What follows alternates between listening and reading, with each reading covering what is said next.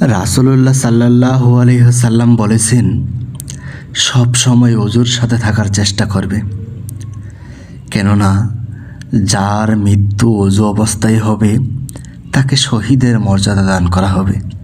সুবহানাল্লাহ। শুভ সকাল। আজ শুক্রবার, পবিত্র জুমাবার, 9 জানুয়ারি 2026 খ্রিস্টাব্দ, 25শে পৌষ 1432 বঙ্গাব্দ, 19শে রজব 1447 হিজরি। আজ বছরের নবম দিন। ঋতু পরিক্রমায় এখন চলছে শীতকাল।